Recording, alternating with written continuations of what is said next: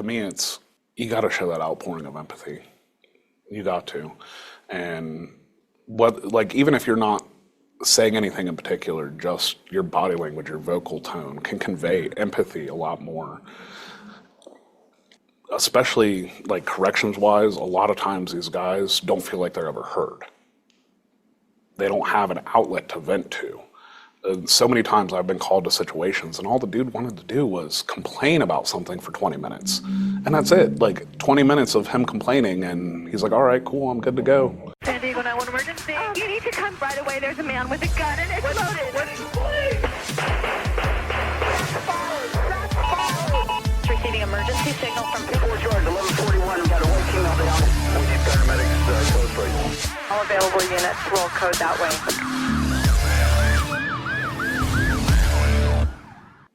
Welcome to the De-Escalation Conversations podcast. With me today is Randall Larkin. He's from London, and he came all the way from London. Now, that's not the UK. It's London, Ohio, smack dab between Dayton and Columbus. Randall works for the Department of Corrections for the state of Ohio, and he is an awardee at this year's Crisis Intervention Team International Conference.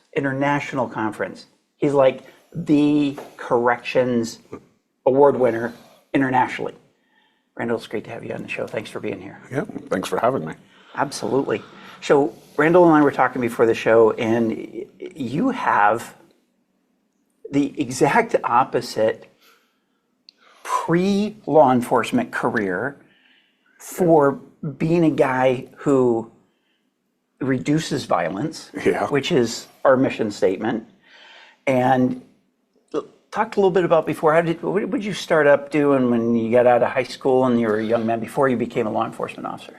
So right out of high school, I was 2003, and I already knew I was going in the Army. And my thought process was, if you're going to go into the military, what's the military do? Fight the enemy. So I joined the infantry. I was 11 Bravo.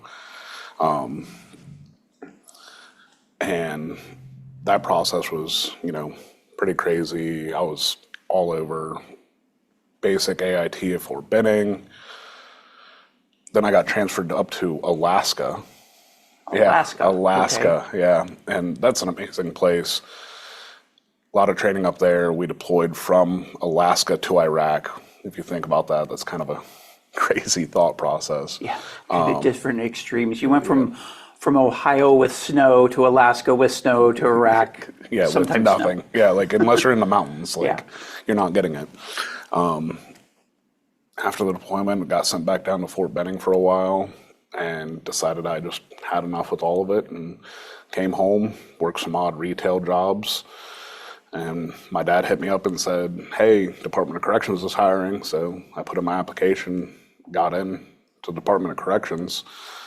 And like I told you, 2018, I went through CIT myself and absolutely loved the idea, loved everything behind it. And I immediately from there went into our next portion of teams, which was the crisis response team back then. They changed the name recently, and just loved all the training. And that was like de-escalation advanced training, your CRT stuff. Yes, so our CRT stuff was de-escalation. It was advanced de-escalation stuff. They were the go-to people at the institution to talk to anybody that we needed them to talk to. Because ultimately our goal was always to end any situation as peacefully as possible. I've said it before, everything that we learn here with CIT is just a tool in our tool belt to help us get home safe, to help other people stay safe. And it's amazing at what it does. Well, and to me in prison, well, first of all, one of our core teachings is fear is the root of all conflict. Yeah. And anytime there's a fear response, you're almost guaranteed to have conflict of some level. Yeah. So in prison, you're locked in. There's no fear there, so you don't have much conflict, do you? Oh man. There's no crisis situation. No, never any crisis situation. Okay, all right. Well, so no need for CIT or Yeah. But what's it like a day-to-day day inside as a correctional officer? it's a lot of just telling people to do basic things. Like what? Like When you just say a lot basic of things. little rules, like between certain hours of the day they have to have their shirts tucked in and they have to make their bed at a certain time, so we're like military and everything, right? And so you have to just keep them on track and keep telling them, hey man, tuck in your shirt. And it's just constant orders over and over and over again.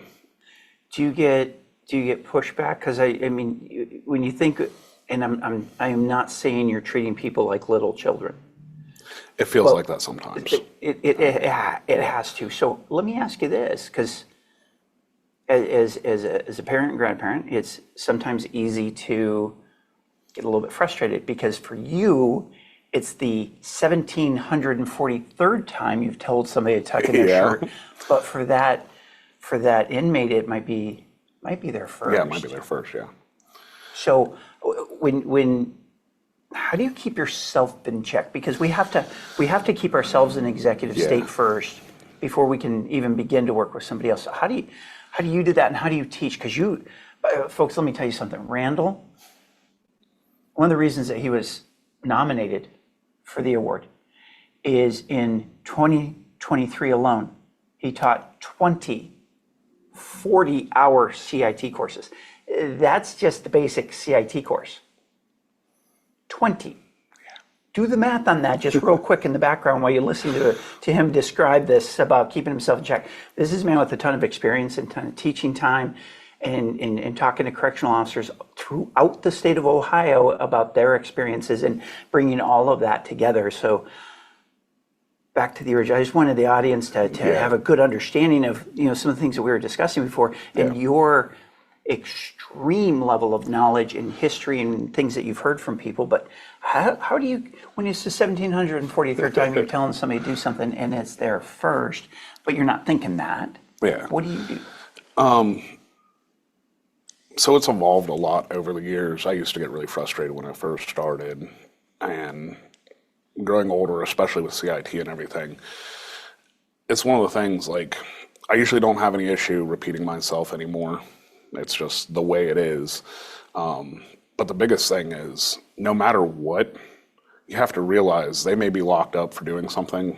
They did something, they got charged, they're locked up, but they're still human beings, right? And that's a tough process for a lot of corrections officers to get through, because the old school way was you didn't treat them that way, but they are still human beings. They still have their own thoughts, their own feelings, and it may be this guy's first time, and he may not know that rule even, and you just got to take it. If they don't do it when you tell them to, that's when we go to a different step. You got to be in complete control of yourself during that time frame, because things can escalate quickly with it. For me, I always, like I said, I treat them like human beings to begin with.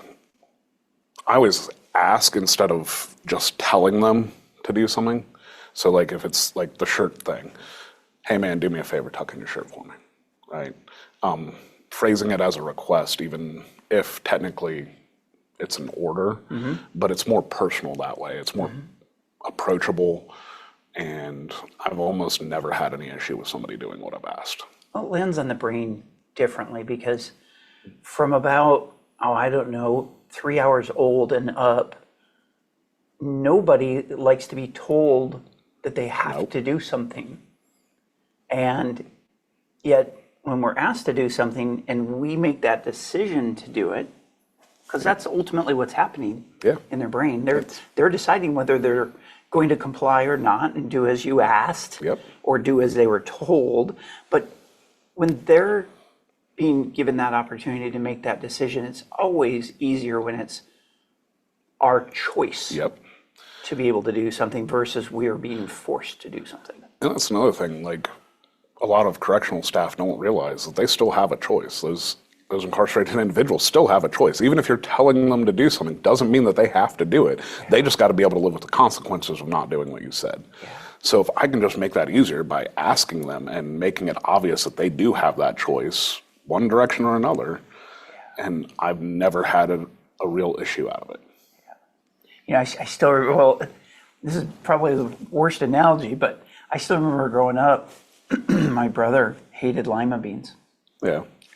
Hated them. Okay. But we were raised in a home because my parents were Depression era raised. Yeah. You eat everything on your plate. It's there, eat it. It's not Burger King, you don't get your own way. And I still remember him being ordered. And we were young. I was probably, I don't know, 5.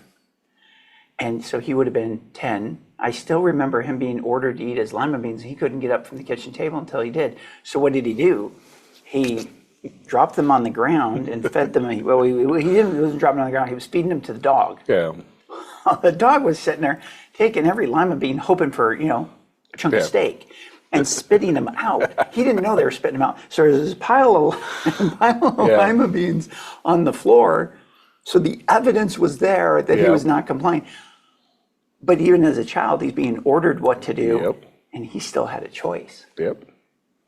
And I won't tell you the rest of the story because it's not favorable to my mom, but what happened with those lima beans. But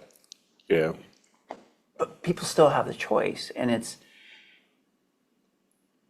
then becomes the ability to persuade those that don't want to be persuaded sometimes. Oh, yeah.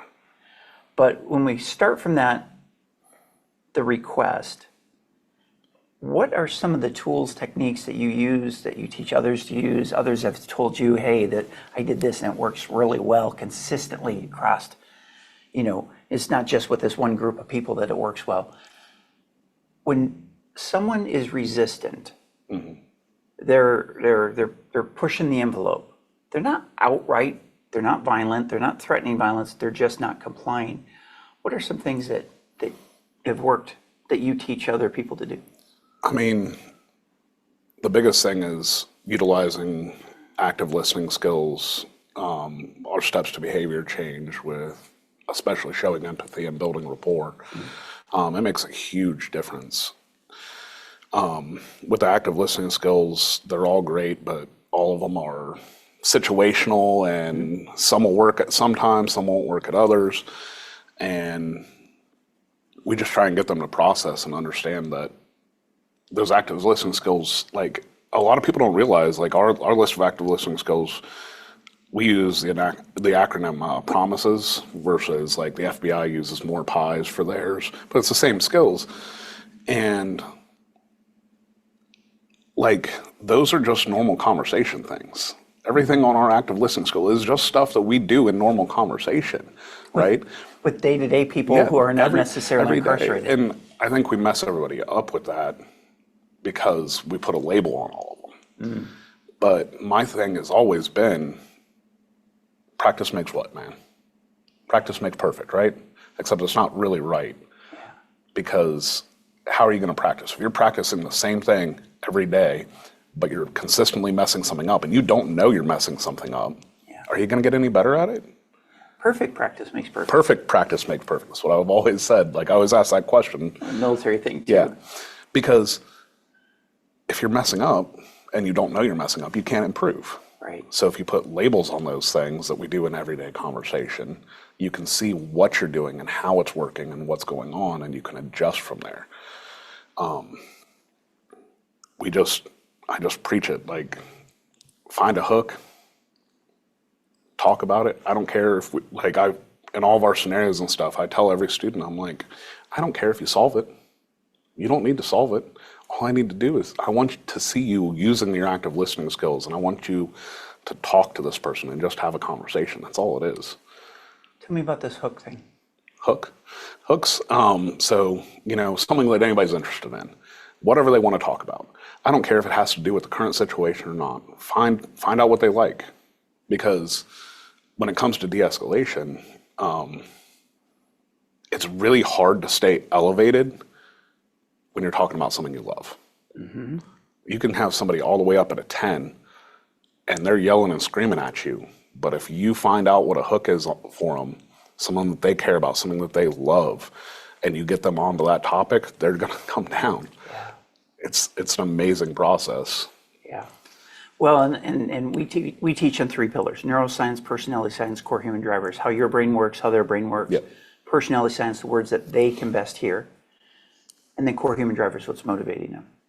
And on the neuroscience end of what you just talked about, the neuroscience behind it is very simple. First of all, when we talk about calming an angry person in 90 seconds or less, it takes a lot of energy to stay at a highly elevated state. Yeah. And around that 90-second time frame, people start to drop down. It's like a bell curve from your left to right. So going this way. And oftentimes what happens is about the time it's just the way the world works, about the time they're reaching their peak or just coming up near the peak, someone else arrives on scene. Yeah. Because you got called to that incident. Yeah. And then the curve starts again. And so that 90-second clock just got reset. And so about the time they're reaching the second peak, and now we've got overlapping curves, about the time you're reaching that second peak, your cover officers arrive. Yeah. And they introduce new dynamics. Yeah. And so the curve starts again. So instead of having just a normal 90-second where if it was, when I say one-on-one, even if it's several on one, but you've got the same dynamics around. Yeah.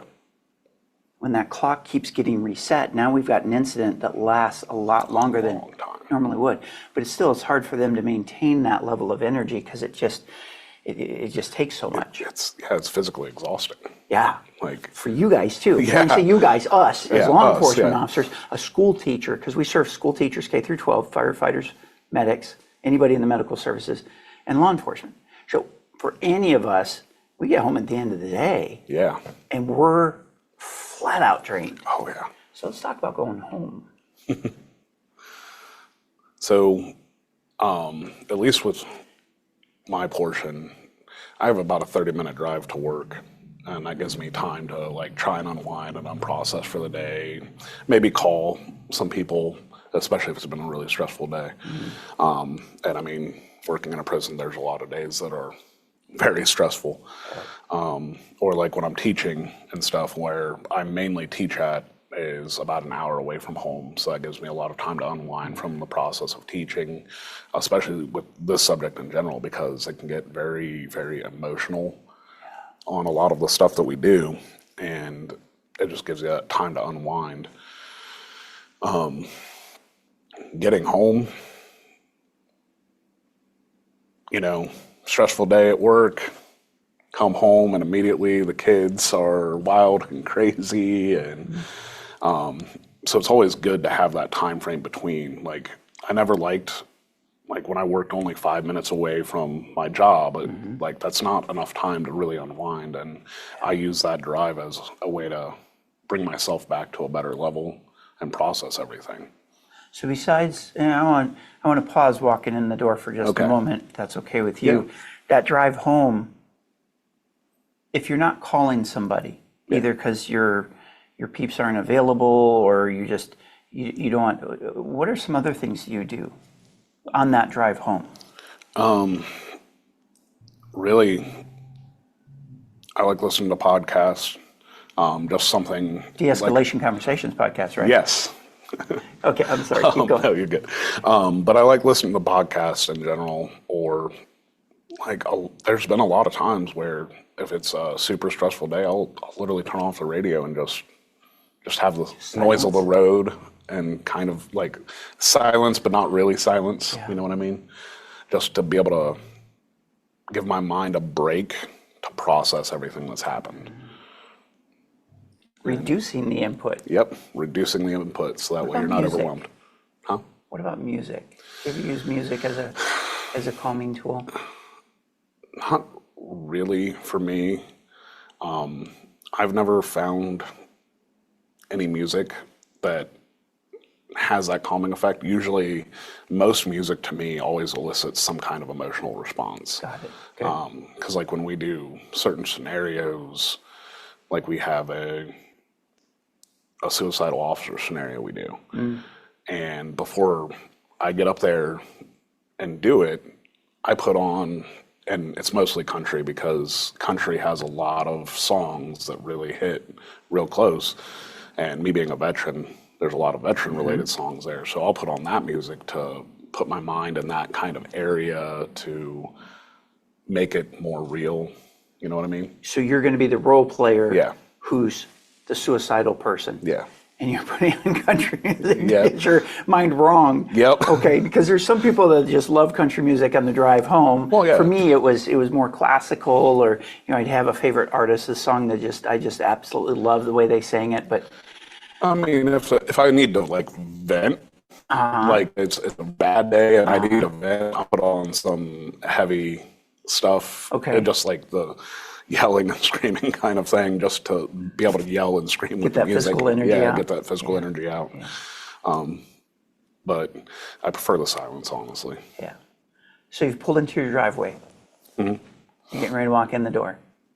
And your family wants the Randall, the dad, the husband that they expect, not the one who has been beaten up and chewed up and spit out Yep. at work. So how do you walk through the door from the time you pull in the driveway, shut off your car, get out, and you walk in the door?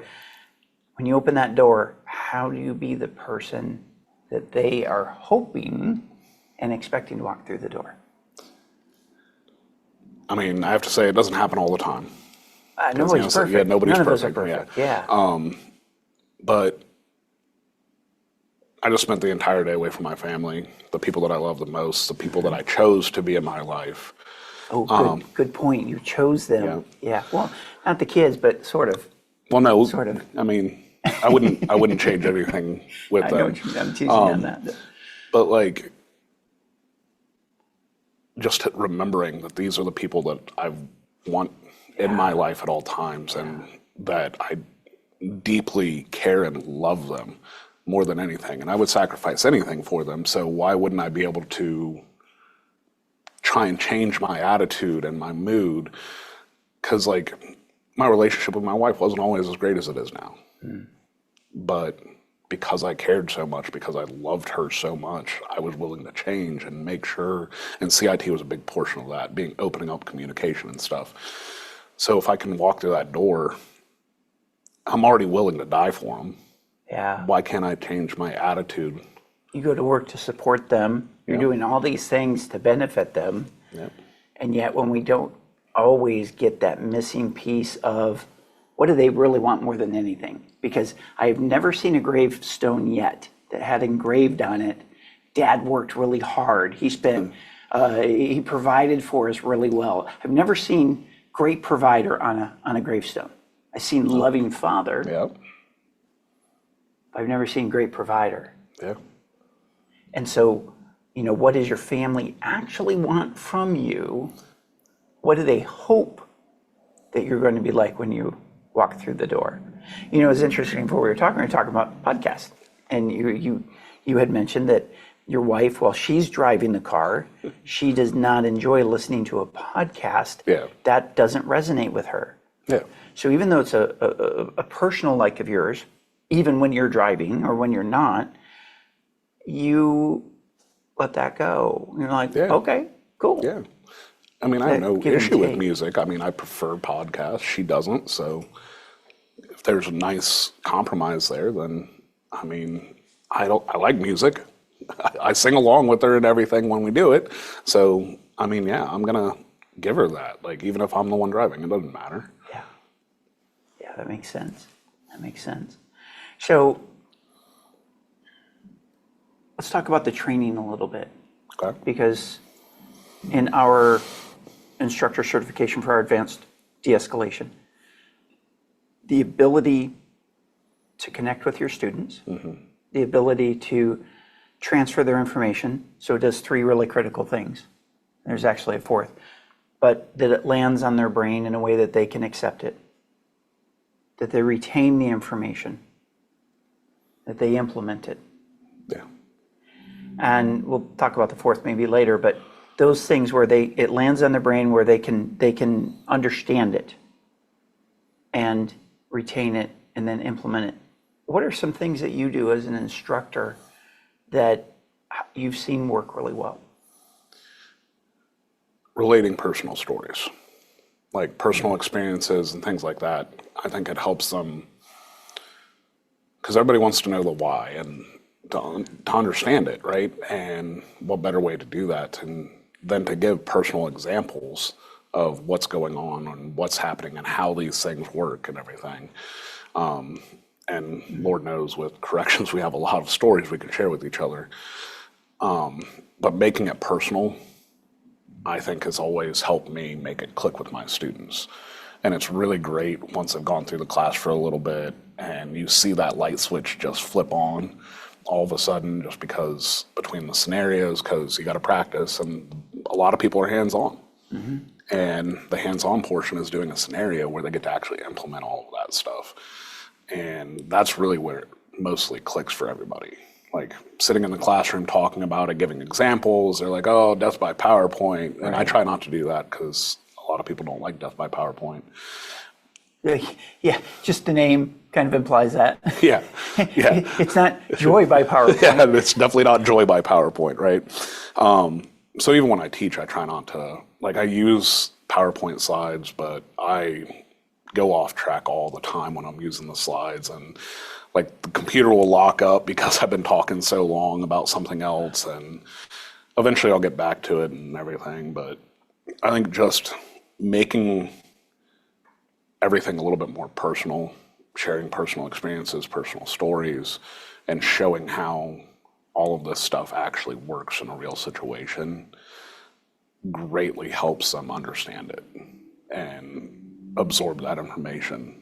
And then you hit the scenarios and they're putting it into practice.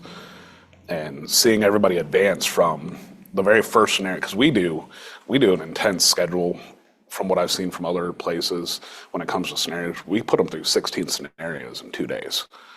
That is a lot. That's a lot. But like, it's a lot of practice also. And seeing those people on day one first scenario and how much they're messing it up.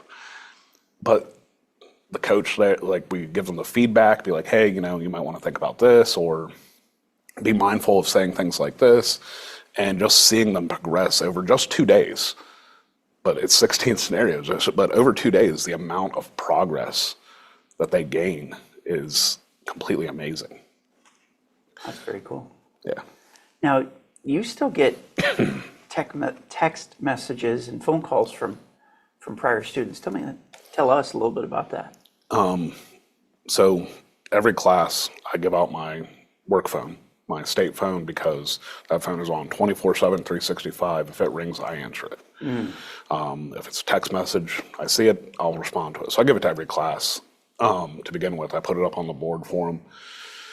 And over the years, there's so many people in my phone and everything, but after the class, I'll get so many people calling or texting, just thanking me for what I've shown them and what I've done for them, and helping them open up with their own, like, previous trauma that they buried deep down, and now they're like kind of letting it out and being able to try and get past it and move on.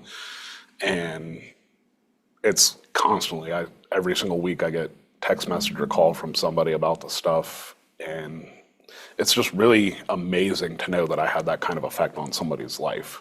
Yeah.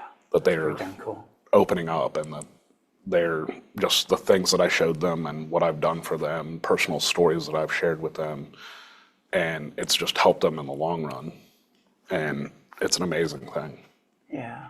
And I love what you just said about how it gives them insight into the things that have happened to them, because we know hurt people hurt people. Yeah. And if they're the correctional officer and they've been through some stuff that they haven't fully processed, and the reality is there's rarely a human walking the planet that doesn't have something like that. Yeah. And, a lot of times law enforcement is drawn to law enforcement because they were hurt and the desire to keep other people from being hurt in that way. Yeah. But they're still carrying that load with them. Yeah. So the side benefit is the emotional wellness that comes out of just trying to calm a prisoner down, an inmate down. Yeah. But it ends up helping the employee. that's one of the biggest things. Like, I tell it to every class, like, how can we be expected to help somebody else if we can't help ourselves? We got to work on us first. And I'm not saying you can't help somebody if you're not in a good place. You can, but you're going to do so much better if you're working on yourself, right? There's a quote that I love. These mountains that you're carrying, you were only supposed to climb. Do you know where that came Not sure. from? I'll have to look it up and get it back to you. I know the quote. I'm just not sure on the exact author of it. So I will get back to everybody with that. And we'll try and find it. If you know this, put in, please comment and share, and put in there and save us some research. But yeah, it's all about. Okay, so say that one more time. These mountains that you're carrying, you were only supposed to climb. Wow. And to me, it's really deep because it's about trauma. Like, things that we've experienced, things that we've gone through, we're carrying them with us at all times, when really we were supposed to process that stuff and be able to move on, but we're still carrying around these mountains with us. And it's pretty deep for me. Like, I mean, I do it. I'm sure a lot of other people do it too. Yeah. And it's just something to think about at all times, like the baggage that we're carrying with us that maybe we can try and let go of at some point. Yeah. And then realizing that the people that we're interacting with who are in crisis themselves, a lot of times have that same mountain or multiple mountains that they're carrying around. And so the ability to understand through their lens how things look and the experience that they're having, that ability to let them know that you understand that. Yeah. Not that you would react the same way, not that you would ever put yourself in a position to be carrying those mountains, but you understand that they're carrying those mountains. Yeah. And it's big, just like, because like I always teach, like, you don't say I understand, right? Like, because you're never going to understand. You're never going to understand somebody. Like, feelings are universal. Experiences are not. Just because you've been through something similar doesn't mean that I'm experiencing the same thing, right? And you show the understanding. You don't tell them you understand. You show that understanding by utilizing your active listening skills and like summarizing everything that they've said, because that's showing you that you're listening to them, showing them that you're listening to them, and that you're understanding what they're going through and what they're dealing with at that point in time. So and I mean, that's how you show that empathy. That's how you build that rapport. And I think another component, if you can convey to them that you're curious about what they are experiencing, you want to understand it. The fact that you're able to do that does two things. Number one, you cannot be curious and be in survival state. So it helps you control your brain, but it also lets them know that you care enough, because you're letting them know, I'm curious, what is this like for you, that you want to understand them. Yeah. And there are so many people in this world today who don't have a connection with someone. And so when oftentimes a stranger, maybe somebody they see around the yard, actually expresses, hey, I'm interested in you. And it's not just I'm interested in you, but I'm interested in understanding, I'm curious about what you are facing, what it's been like for you. Because how many cops do you know that have been divorced? A lot. Like a lot, right? But if you were to ask them, hey, is your divorce like everybody else's? They would go, oh, no. Nobody else has had an ex-husband like mine, or an ex-wife, or our circumstances were really unique. You said it. Everybody's experience is different. For any number of reasons. You can go through 2 divorces, and it's going to be very different just because you're a different person today than you were yesterday. Yep, absolutely. Any advice to somebody who's dealing with somebody in crisis? You would say, if you don't do anything else, try this and see if it works. So to me, you got to show that outpouring of empathy. You got to. And even if you're not saying anything in particular, just your body language, your vocal tone can convey empathy a lot more. Especially like corrections wise, a lot of times these guys don't feel like they're ever heard. They don't have an outlet to vent to. So many times I've been called to situations and all the dude wanted to do was complain about something for 20 minutes. And that's it, like 20 minutes of him complaining and he's like, all right, cool, I'm good to go, you know? But giving them the outlet, asking questions, specifically open-ended questions, and being curious about their situation or anything that they love or care about. Even if you don't actually care what they care about, you got to pretend at least. You got to act like you care. But just stay curious. Ask those questions. Love it. Because what you just did was the question I was going to ask you when you said express that empathy was, what does that look like? And you just described what it does look like. Yeah. So thank you for that. Yeah. Randall, thanks for the honor of you being here. The honor of you spending your time. Again, the 2024 CITI Correctional Officer of the Year winner here with us on De-Escalation Conversations podcast. Check us out at theidea.world. There's a ton of tools available for you. It does not matter whether you're a school teacher, firefighter, medical services, hospice worker, nurse, doctor, no matter where you're at in the medical services field or law enforcement. We have specialized advanced de-escalation training for you. We have our relationships transformation course opening up September 9th. Don't miss that. If you have a relationship, whether it's professional, whether it's personal, whether it's casual, a loving relationship that you're looking for the answers to be able to get it back on track to where it should be, or make sure it doesn't go off track, check out our relationships transformation course. You can express interest on the homepage just by filling out that form, clicking the radio button for what you'd like to learn more about. We'll make sure you're kept in the loop. Until next time, as always, stay safe. You found a lot of great value in this episode of the De-Escalation Conversations podcast. Please be sure to go out to our website, theidea.world, THEIDEA.world. On that website, just click on the link that resonates with you most. If you're a K-12 educator, if you're a firefighter, medical services, law enforcement, flight attendants, whatever industry you're in, we have specialized training for you. So check that training out, because literally it can save your life, it can save your relationship, it can save your career. So check out theidea.world. I'll look forward to seeing you soon. Take care. This is Kerry Mensior, and thanks for watching this episode of the De-Escalation Conversations podcast. I hope you got some great insights that you can use right away. But don't stop here.